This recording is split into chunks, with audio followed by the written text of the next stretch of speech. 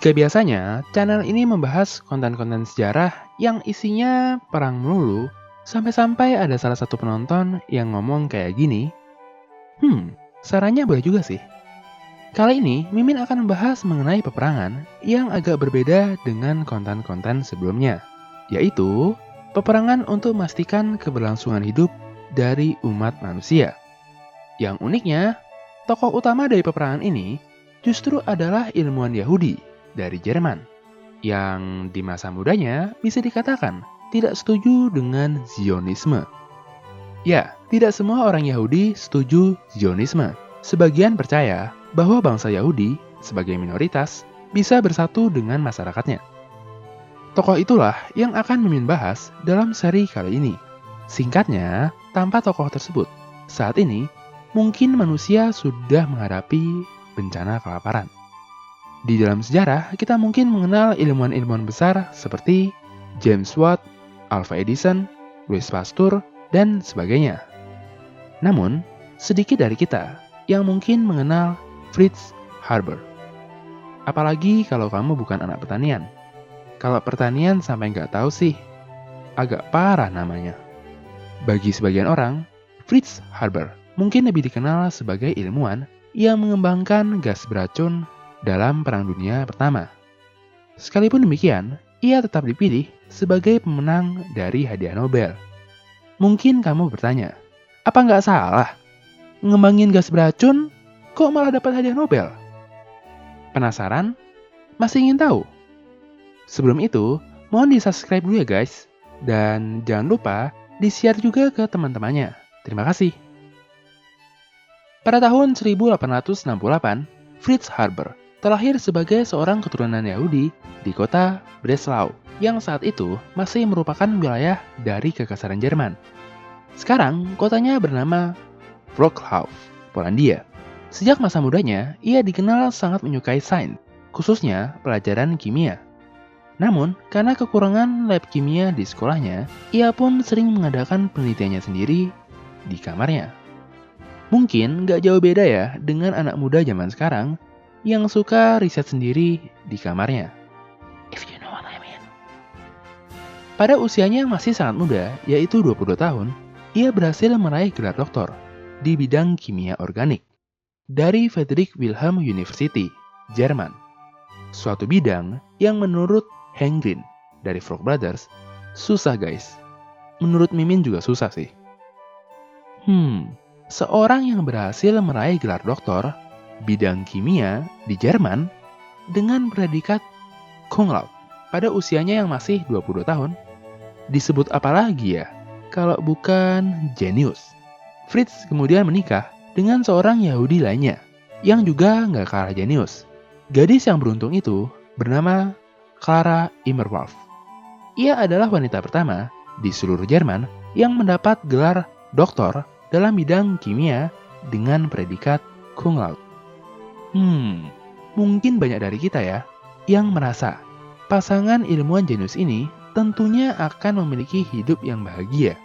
Kira-kira hal jenius apa yang akan mereka lakukan? Memasuki abad ke-20, manusia menghadapi ancaman serius yang terus menjadi bahan diskusi dari para ilmuwan saat itu. Mungkin kamu masih ingat dengan ahli demografi yang bernama Thomas Malthus. Ia meramalkan bahwa suatu hari nanti, di masa depan, krisis pangan pasti akan terjadi. Ia menjelaskan, hal tersebut akan terjadi saat kapasitas produksi pangan tidak lagi mampu untuk memenuhi kebutuhan manusia yang jumlahnya terus meningkat dari waktu ke waktu.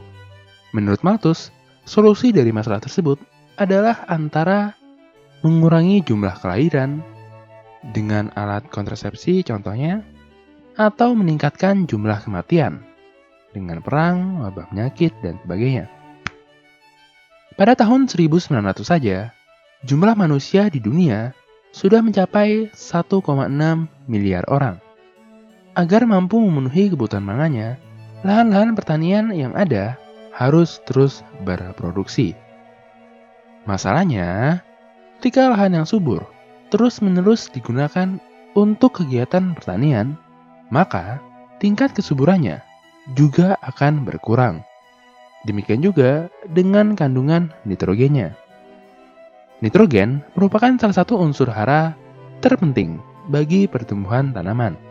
Menurunnya kandungan nitrogen di dalam tanah akan sangat mempengaruhi produktivitas tanaman, yang pada akhirnya dapat mengakibatkan bencana kelaparan. Berbagai negara di Eropa berusaha menyelesaikan masalah ini dengan mengimpor pupuk kotoran hewan dalam jumlah yang sangat besar. Perlu diingat, pada saat itu, pupuk maupun pestisida kimia masih belum ditemukan.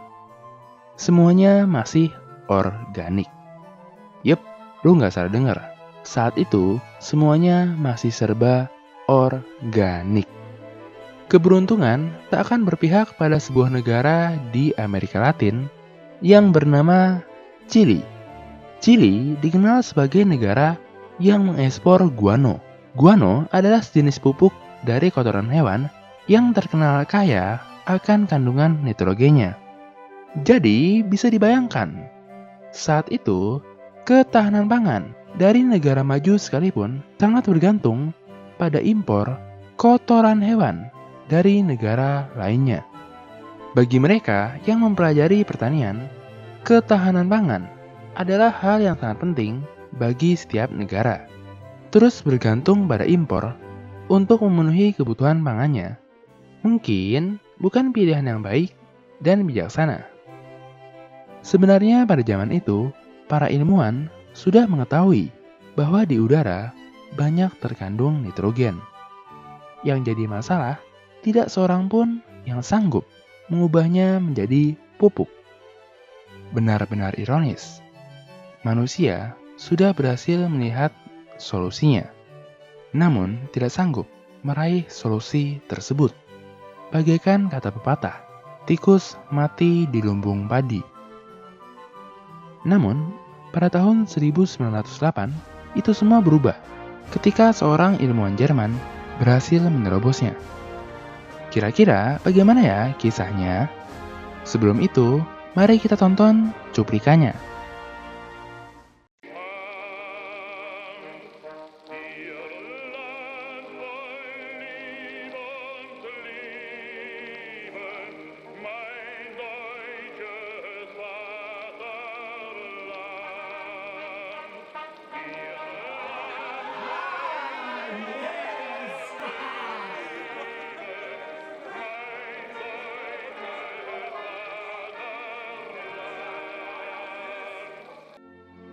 Hai, bantu kami dalam memproduksi lebih banyak konten sejarah dengan mengklik tombol subscribe. Dan jangan ragu untuk memberikan saran, komentar, atau pertanyaan. Terima kasih.